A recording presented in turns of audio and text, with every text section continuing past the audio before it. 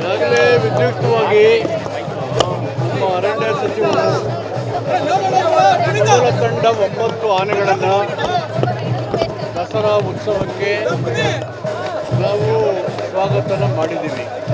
ವಿದ್ಯುಕ್ತವಾಗಿ ಚಾಲನೆ ಕೊಟ್ಟಿದ್ದೀವಿ. 26ನೇ ತಾರೀಕು ಈ ಆನೆಗಳು ಮೈಸೂರಿಗೆ ಬಂದು ಮೈಸೂರಿನ ಅರಣ್ಯ ಇಲಾಖೆಯಲ್ಲಿ ಬೆಳಗ್ಗೆ ಅರಮನೆಗೆ ವಿದ್ಯುಕ್ತವಾಗಿ ಬರ್ತದೆ.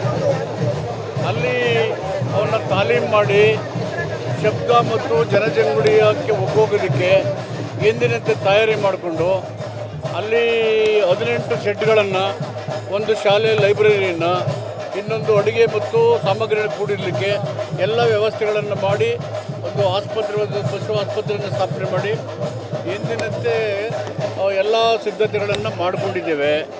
ಇನ್ನು 4-5 ಆನೆಗಳು ಆ ಕಡೆಯಿಂದ ಬಂದು ನೆಕ್ಸ್ಟ್ ಬ್ಯಾಚಲ್ಲಿ ಸೇರ್ತಾ ಇದ್ದಾವೆ. ಅರಣ್ಯ ಸಚಿವರ ಗಮನಕ್ಕೆ ಅದನ್ನೆಲ್ಲ ತಂದಿದ್ದೇವೆ. ಸೊ ಅದನ್ನೆಲ್ಲ ಮಾಡಿ ಎಂದಿನಂತೆ ದಸರಾವನ್ನು ವಿಜೃಂಭಣೆಯಿಂದ ಆಚರಣೆ ಮಾಡಲಿಕ್ಕೆ ಸರ್ಕಾರ ನಿರ್ಧಾರ ಮಾಡಿದೆ.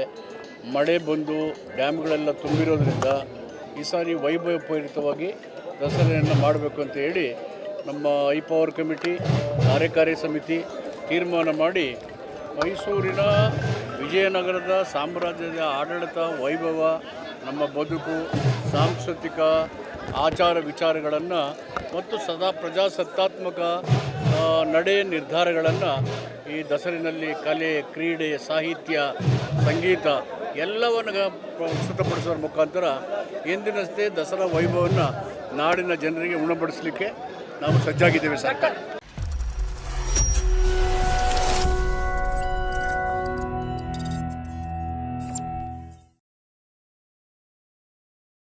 ನೀವು ಗಿರವಿ ಇಟ್ಟು ಬಿಡಿಸ್ಕೊಳಕ್ಕಾಗ್ದಿರೋ ಆಭರಣನ STJ ಗೋಲ್ಡ್ ಕಂಪನಿಯವರು ಬಿಡಿಸಿ ಮಾರುಕಟ್ಟೆಗಿಂತ ಅಧಿಕ ಬೆಲೆಗೆ ತಗೋತಿದ್ದಾರೆ. ಅಷ್ಟೇ ಅಲ್ಲ, ಒಂದು ಕೂಪನ್ ಕಾರ್ಡ್ ಕೂಡ ಕೊಡ್ತಾ ಇದ್ದಾರೆ.